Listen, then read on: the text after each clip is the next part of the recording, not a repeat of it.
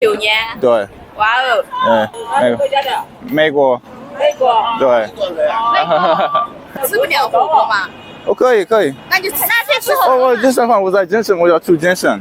哦，你要去健身。有空来吃火锅嘛beautiful。耶，好了，来大龙一吃火锅哈。啊，可以，谢谢，拜拜。拜拜。Thank you.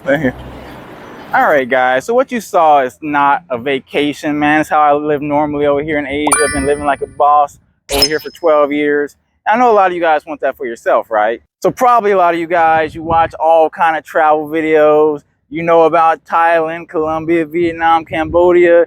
You got a list of your favorite travel YouTubers. You've been researching for years about all these foreign countries, but for some reason, you haven't booked a flight or you haven't made your way overseas yet, right? Now, a lot of guys have this kind of interesting requirement where they think that they need to have many, multiple thousands of dollars before they're ready to go overseas. I talk to guys all the time who say, oh man, I need to have at least $50,000 saved up. I need to have like $500,000 in residual dividend incomes coming in or something crazy like that. I hear all kind of numbers that guys say for the reason why they feel like they don't have enough money to go overseas. And the thing is that a lot of guys aren't actually trying to buy things with money. They're trying to buy certainty. They want to have like 100% sureness that there's no chance of failure. I'm not going to leave the States until I'm 100% sure that I don't need money ever again. I can just live off the money I got. And honestly, you're wasting a lot of time and probably wasting many years of your life if you're trying to follow that strategy. So one of the problems a lot of guys encounter is that they say they want to save up a certain amount of money, but as soon as they reach that certain amount of money, the goalposts move because the cost of living in America is always increasing. So even though you might be making more money than you ever made before, because expenses are getting higher and higher in America, you might not be getting closer to the finish line. So for example, you got a high cost of living in America, taxes, rent, food, etc. Even when you reach like $50,000 in savings, you might feel like, hey man, I'm barely making it now, man. I need to have a little bit more money. So that $50,000 becomes $75,000. Let me save up until I get 75K. Then when you reach 70K, maybe let me save a little bit more just to make sure I'm okay. So instead of asking yourself, okay, what number makes me feel 100% safe to leave where I am now? One thing you should be asking yourself is, what's the smallest amount I need to put myself in a better position to where I can live a better life? By the way, if you think that your savings amount has been holding you back from getting overseas, I offer a free 15-minute Get Overseas strategy call. We can map out how you can use English teaching to help you get overseas making consistent income. So click the link, schedule a free call, and yeah, let's get you a plan, man. So pretty much in every workplace in America, there's at least one guy who they have dreams of doing something big, but they feel like they're not ready for it. You know, maybe they're researching travel videos. They feel like, hey, let me look at remote income streams, etc. But months go by, years go by, they're still at the same place, eating the same lunch every day. They're not making any progress on the goals. And then they trap themselves by, okay, let me sign another year lease on this apartment. Okay, let me go ahead and get this new car. My old car is beat up. They put themselves under more financial stress to where that the amount they need to successfully leave America or just go to a new country, it gets higher and higher every year instead of lower.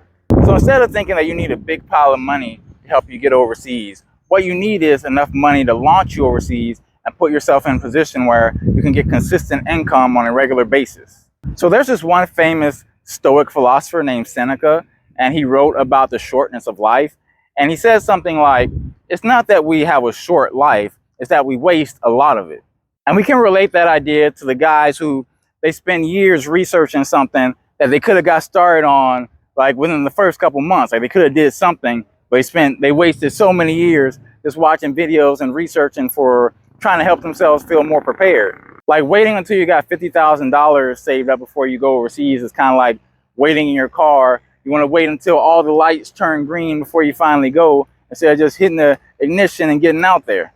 So contrasting American life to overseas life. So for example, like in America, $3,000 might feel like nothing, but you know, overseas, like $3,000 to $5,000 a month, you're living like a boss king, man. You're probably living like a 1% lifestyle that the guys in the States, like in the States, you got to be 1% to live that kind of lifestyle. But overseas, you have access to that just for a few $1,000s a month, probably even less than that. Like just on a couple $1,000s a month, you can easily cover your food, rent, cost, you know, dating, etc. your whole lifestyle can be covered for a very low amount of money. So thinking that you need to have a crap ton of money saved up to go overseas, unless you're going to some really expensive country, that's probably not the case. You probably don't need that much money saved up.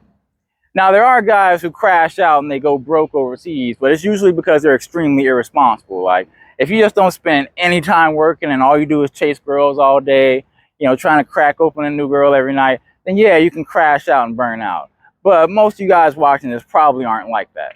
So honestly, the biggest problem for most guys isn't savings, it's cash flow.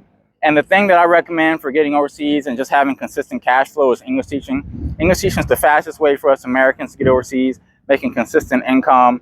There are a lot of job opportunities, especially in South America, Asia, you know, the UAE, etc. Tons of job opportunities for you. The money you make from English teaching can easily cover all your expenses, and you don't really have to work that hard. Like, I've been doing English teaching for like 12 years now, and I live an extremely comfortable life, and very rarely do I ever work more than 25 hours a week. And I've been doing this for a long time, and I get to have fun for travel, dating, etc. It's really great for just giving you a baseline income to where you don't really have to worry about going broke or being homeless overseas. Like, a lot of guys are worried about that, right? So if you want to find out if English teaching is for you, I offer a free 15-minute call in the pinned comment and description of this video. Click the link and sign up for a call, and we can map out your get overseas strategy plan. We can talk about countries you're interested in, things that might be holding you back. We can address your fears, etc. We can map out a plan to get you overseas, and you can probably be overseas in 30 to 90 days. Like, it's pretty common for that to happen to a lot of guys if you put in the work in and if you do what I tell you to do.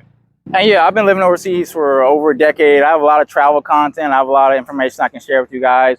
If you click the join button under this video, you'll see my private YouTube membership, the Baht Bros Club. And there I have all kind of videos about remote work, making money opportunities, how you can take your life to the next level.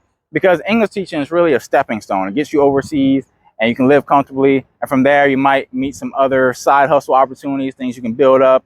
There are lots of guys over here who they get into things like music. I know guys who are painters. I used to be a painter myself. There are a lot of things you can do once you get overseas. So the first step, though, is getting overseas and having that consistent income. And English teaching is great for that. And from there, we can take things to a higher level. So hopefully you guys take action on this, and I'll see you in the next video.